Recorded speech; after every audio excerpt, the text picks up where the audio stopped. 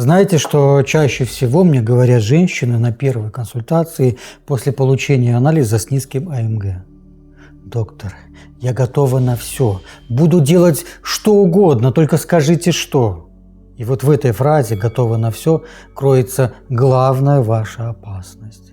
Потому что когда мы в панике, мы совершаем ошибки, которые не просто помогают, а могут серьезно ухудшить ситуацию. За годы практики я видел сотни женщин, которые, получив результат АМГ ниже нормы, бросались в крайности.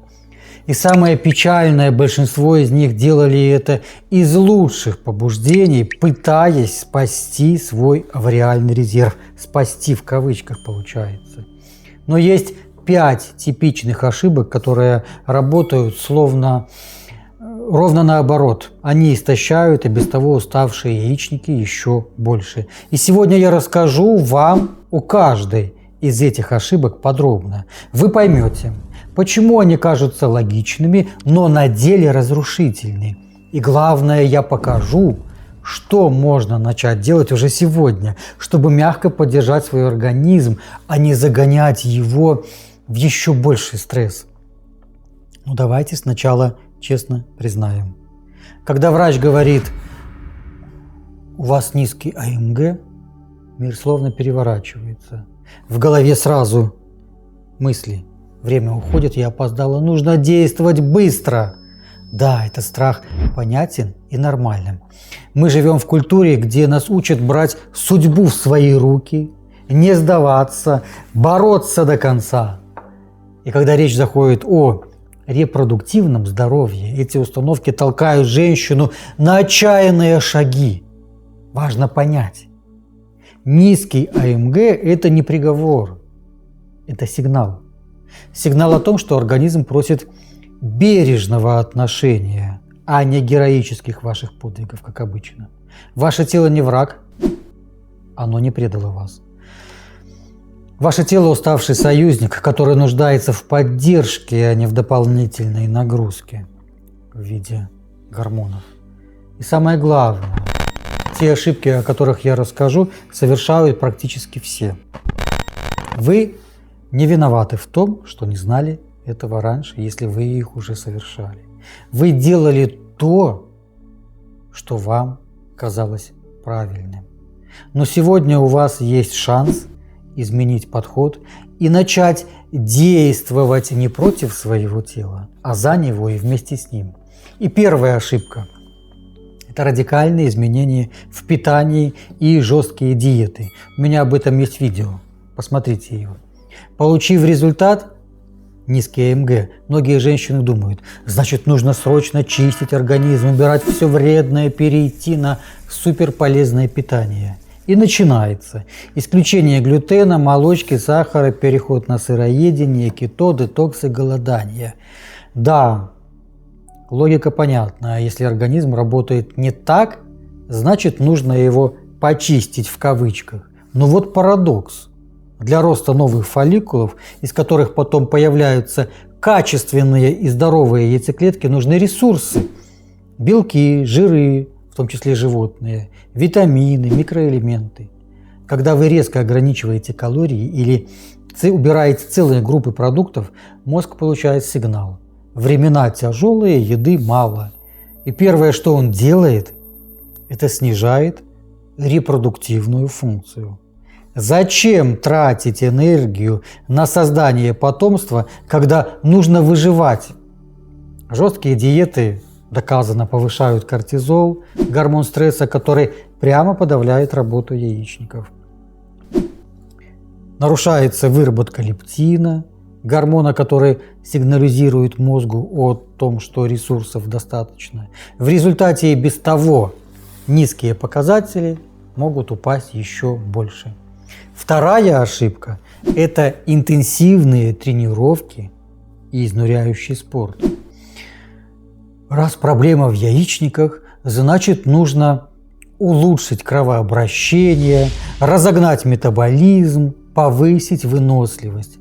И женщина записывается на кроссфиты, начинает бегать по 20 километров, тренируется до изнеможения 6 дней в неделю. Да, умеренная физическая активность полезна для не только репродуктивного, а вообще здоровья. Но ключевое слово здесь какое? Умеренное. Когда нагрузки становятся чрезмерными, организм снова переходит в режим выживания. Интенсивные тренировки каждый день – это стресс для тела. И чем больше стресса, тем меньше ресурсов остается на репродуктивные функции. У профессиональных спортсменок очень часто нарушается менструальный цикл именно по этой причине. Очень часто его просто нет у них. Организм думает, в таких экстремальных условиях беременность опасна. Лучше отложить размножение до лучших времен. То же самое происходит, когда вы пытаетесь вымучить здоровье своего тела силовыми методами. То же самое. Третья ошибка. Это хроническая тревога и зацикленность на анализах. Получив низкий антимюллеров гормон, многие женщины начинают жить в режиме постоянного мониторинга. Каждый месяц, каждую неделю новые анализы, УЗИ, отслеживание каждого симптома, изучение форумов до глубокой ночи, поиск новых протоколов и схем. Я понимаю, да, хочется контролировать ситуацию, но это не контроль, это тревожное расстройство. Вот что происходит. Постоянная тревога поддерживает высокий уровень кортизола и адреналина. А эти гормоны стресса напрямую, прямиком подавляют гипоталамо-гипофизарную систему, ту самую, которая регулирует работу яичников. Помните и поймите, и услышьте меня. Ваши яичники чувствуют ваше эмоциональное состояние. В кавычках чувствуют, но чувствуют. Они реагируют не только на гормоны, но и на то, как вы к себе относитесь. Постоянный страх и самобичевание – это тоже форма стресса, которая истощает вариальный резерв.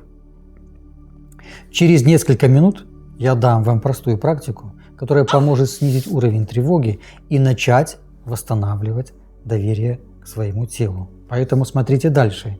А пока давайте разберем еще две оставшиеся критически важные ошибки, которые совершают большинство из вас.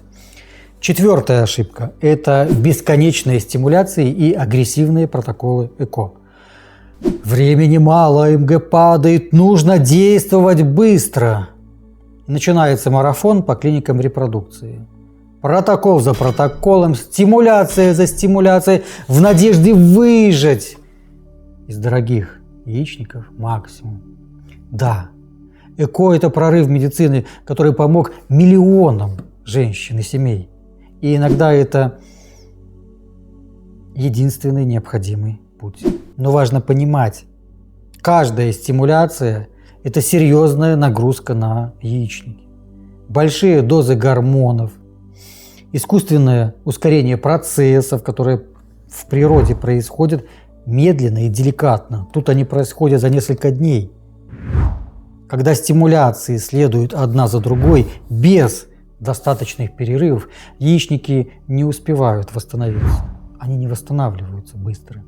Фолликулярный аппарат истощается быстрее, чем мог бы при более щадящем подходе, натуральном подходе. Это все равно, что как заставлять уставшую лошадь бежать еще быстрее, вместо того, чтобы дать ей отдохнуть и восстановить силы. Но всегда быстрее – это не всегда лучше. Почти всегда пауза, время на восстановление и подготовку организма дают гораздо лучший результат, чем форсирование событий, поймите это. И пятая ошибка. Эмоциональное выгорание и изоляция, одиночество. Низкая МГ часто становится точкой, в которой женщина начинает избегать детских праздников, отдаляется от беременных подруг, перестает говорить о своих переживаниях со своими близкими. Они не поймут. Им легко говорить. У них-то все получилось. Так думают они. И эта изоляция кажется защитой для нее. Но на самом деле она углубляет депрессию и тревожность. А депрессия – это не просто плохое настроение. Это биохимический процесс, который влияет на выработку нейромедиаторов и гормонов всеми органами и системами, в том числе иммунной. Исследования показывают, женщины с нарушениями репродуктивной функции, которые имеют хорошую эмоциональную поддержку, восстанавливаются быстрее и эффективнее. Поймите это. Социальные связи, общение, возможность выговориться, чувство понимания – все это не просто психология, это конкретные биохимические факторы, которые влияют на ваш гормональный фон. Когда мы замыкаемся в своей боли, мы лишаем своего организма важного ресурса – ощущения безопасности и поддержки. Я на консультациях даю всегда вам поддержку и безопасность, потому что это одни из ключевых сигналов для репродуктивной системы. И в качестве бонуса для вас шестая ошибка, которую почти все совершают. Это прием гормональных препаратов, особенно дюфастона, фемастона и контрацептивов. Доктор сказал, что нужно поддержать гормонами, раз АМГ низкий. Я это слышу постоянно. Да, логика понятная. Если своих гормонов мало, добавим извне. Но вот парадокс. Когда вы принимаете синтетические гормоны, мозг получает сигнал: «О, гормонов много. Чего я буду работать, заставлять работать яичники?» И гипофиз снижает выработку собственных ФСГЛГ, тех самых гормонов, которые должны стимулировать яичники работать. Дюфастон и фемастон содержат синтетические аналоги прогестерона и эстрогенов. При их приеме яичники фактически засыпают, иногда навсегда. Зачем работать, если гормоны поступают готовыми? Все. Это все равно, что как подключить человека к аппарату искусственного дыхания. Легкие не работают, работает аппарат. А контрацептивы действуют еще жестче. Они полностью подавляют овуляцию. Химическая кастрация еще никому не приносила пользы.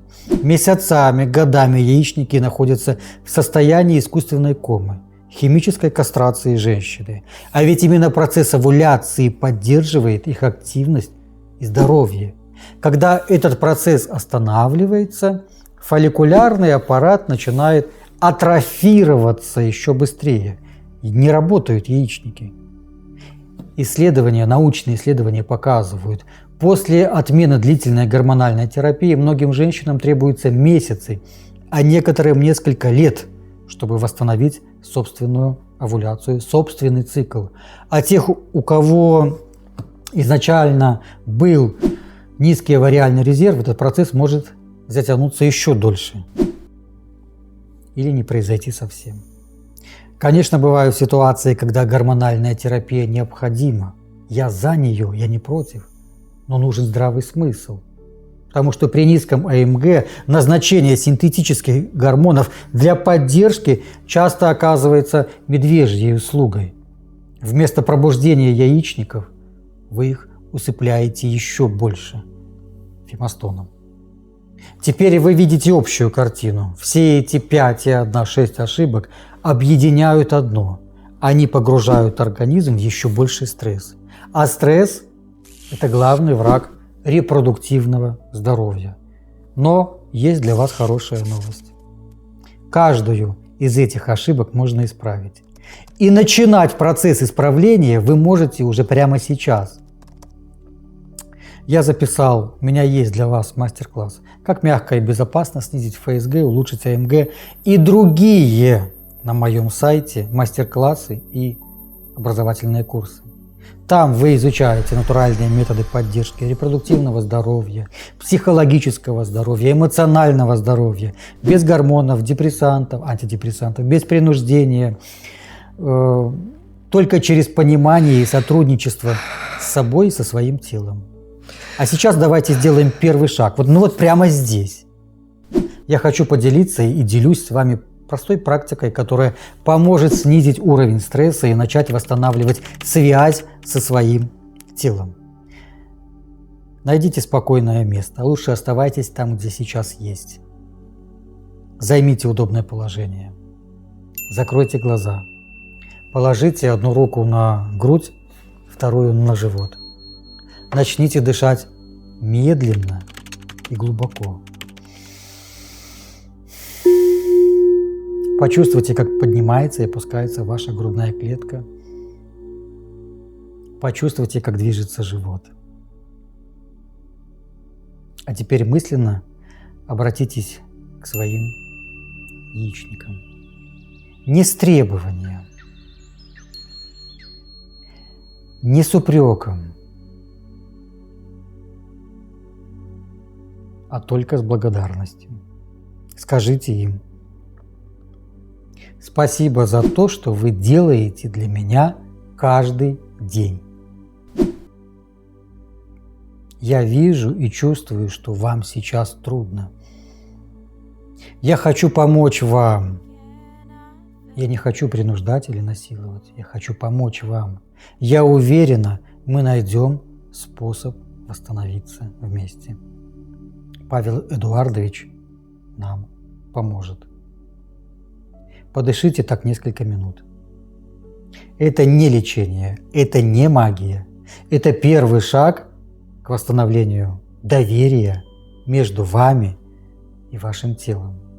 А доверие – это основа любого исцеления. Давайте сейчас подведем итог. Я показал вам 6 ошибок, которые кажутся логичными, но на деле они усугубляют проблему и снижают АМГ еще больше. Радикальные диеты, изнуряющие тренировки, хроническая тревога, бесконечная стимуляция ЭКО, эмоциональная изоляция и прием гормонов. Все они имеют один общий знаменатель. Они увеличивают нагрузку на организм вместо того, чтобы создавать условия для восстановления. Но самое важное, повторюсь, каждую из этих ошибок можно исправить. Вместо жестких диет – сбалансированное питание, которое обеспечивает организм всеми необходимыми ресурсами. Поймите это. Вместо изнурительных тренировок – мягкая физическая активность до пота, которая улучшает кровообращение, но ни в коем случае не истощает. Вместо постоянной тревоги – осознанный подход к здоровью и к себе, где есть место и действию, и принятию. Вместо форсирования событий – разумная пауза для восстановления. Вместо эмоциональной, нервной и других изоляций – поиск поддержки и понимания. Записывайтесь на консультацию. Когда вы будете готовы глубже разобраться в том, как именно реализовывать все эти принципы, как начинать делать действия с умом и с осознанностью, приходите на консультацию, приходите в мои мастер-классы. Там я показываю натуральные методы поддержки репродуктивного здоровья. Да, это не быстрое обещание, да, это не чудо-таблетки. Это системный подход, основанный на понимании того, как работает ваш организм, на сотрудничестве с ним, а не в борьбе против него. Для тех, кому нужна более персональная поддержка, я провожу индивидуальные онлайн-консультации по видеосвязи, где мы разбираем именно вашу ситуацию, ваши анализы, вашу историю и создаем план действия, который подходит именно вам. Помните, низкий АМГ – это не конец вашей истории. Это приглашение пересмотреть отношения с собственным телом, научиться слышать его потребности и отвечать на них не принуждением, а заботой, потому что ваше тело не сломано. Оно просто просит о помощи. И вы можете эту помощь предоставить ему мягко, мудро, с пониманием, с женственностью. Все, время для паники прошло. Время для исцеления началось прямо сейчас, и вы не одна на этом пути. А я вам говорю спасибо, что посмотрели до конца это видео. Напишите позитивный лайк, комментарий, мне будет очень приятно. И я говорю вам, я желаю вам счастья. Всегда ваш доктор Павел Сапегу.